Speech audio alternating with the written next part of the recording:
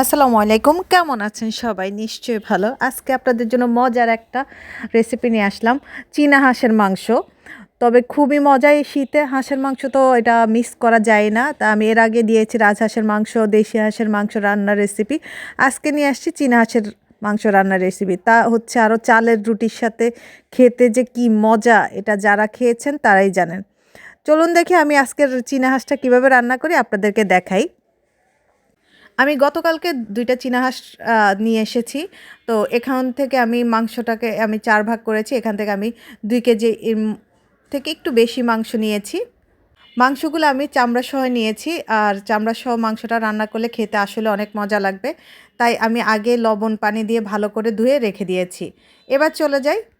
প্রথমে আমি সরিষার তেল দিয়ে দিলাম 1/2 কাপ পরিমাণ। আপনারা এটা সয়াবিন তেল দিয়েও রান্না করতে পারেন, কিন্তু সরিষার তেল দিয়ে রান্না করলে একটু বেশি মজা।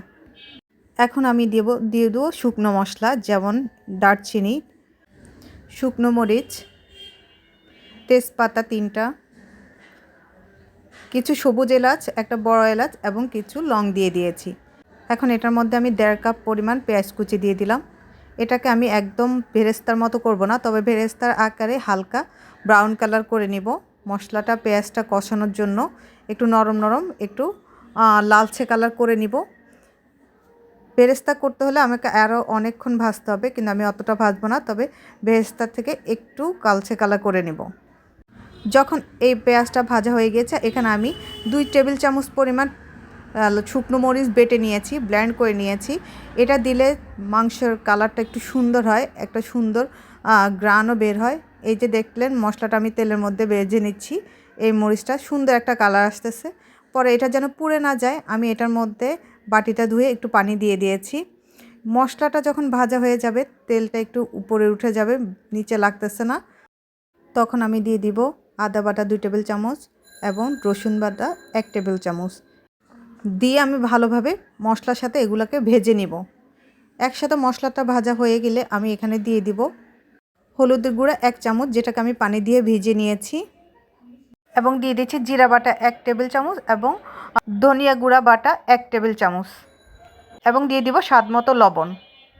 আপনারা লবণটা অল্প অল্প করে মিশাতে পারেন স্বাদ অনুযায়ী, একসাথে বেশি দিলে পরে লবণটা বেশি হয়ে যাবে। এগুলোকে আমি মশলার সাথে ভালোভাবে মশলাগুলোকে ভেজে নিচ্ছি। মশলাগুলো যখন ভাজা হয়ে যাবে, আমি বাটিগুলো ধুয়ে একটু পানি দিয়ে দিলাম। আমার মশলাগুলো যখন দেখব পাতিলের মধ্যে লেগে লেগে যাচ্ছে, তেলটা ভেসে উঠেছে, তখন আমার মশলাটা ভাজা হয়ে গিয়েছে। এখন আমি মাংসগুলো এটার মধ্যে বিছিয়ে দিব। মাংসগুলো এক এক করে আমি সব বিছিয়ে দিয়ে মাংসগুলোকে আমি ভালো করে মশলার সাথে কষিয়ে নিব। আমি এখানে চামড়া সহ মাংস নিয়েছি।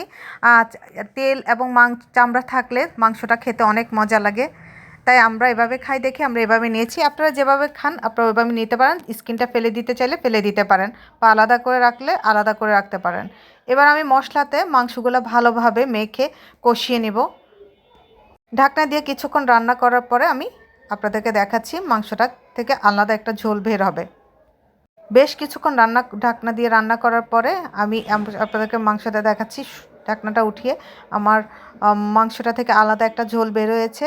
এটাকে আমি কিছুক্ষণ নেড়ে চেড়ে দিয়ে আবার কষিয়ে নিব। যেহেতু এটা বড় হাঁসের মাংস, চীনা হাঁসের মাংস, হাঁসটা পোক্ত হয়েছে, তো মাংসটা রান্না করতে আমার বেশ কিছুক্ষণ সময় লাগবে, মাংসটা নরম হতেও সময় লাগবে। তাই আমি ভালো করে মাংসটাকে মশলাটার সাথে কষিয়ে নিচ্ছি, এবং আবার ঢাকনা দিয়ে বেশ কিছুক্ষণ রান্না করব। বেশ কিছুক্ষণ রান্না করার পর আপনাকে দেখাচ্ছি আমার মাংসের অবস্থা। আমার যে ঝোলটা দিয়েছি ওইটা শুকিয়ে আসছে। আমি কিন্তু এখানে ঝোলটা মাখা মাখা রাখবো।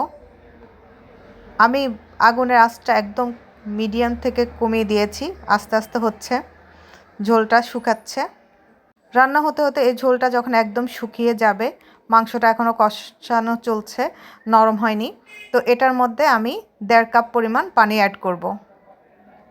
এখানে আমি 1.5 কাপ পরিমাণ কুসুম গরম পানি অ্যাড করেছি। এবার আমি আবার কিছুক্ষণ নেড়েচেড়ে ঢাকনা দিয়ে বেশ কিছুক্ষণের জন্য রান্না করে আপনাদেরকে দেখাচ্ছি। এর মধ্যে আমি দিয়ে দিব কলিজাটা আমি প্রথমে দিইনি, কারণ দিলে কলিজাটা গলে যাবে, এই জন্য কলিজাটা আমি এখন দিয়ে ঢাকনা দিয়ে রান্না করব।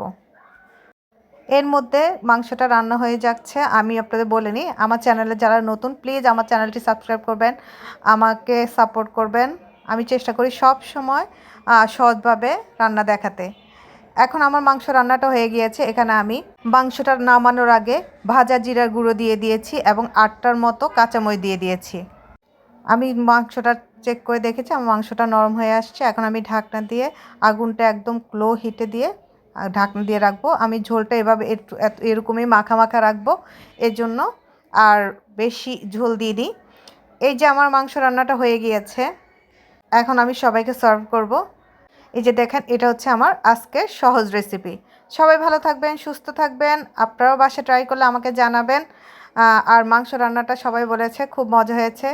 সবাই আমার জন্য দোয়া করবেন, সাপোর্ট করবেন, সঙ্গে থাকবেন। আল্লাহ হাফেজ, আসসালামু আলাইকুম। আবার দেখা হবে নতুন রেসিপি নিয়ে।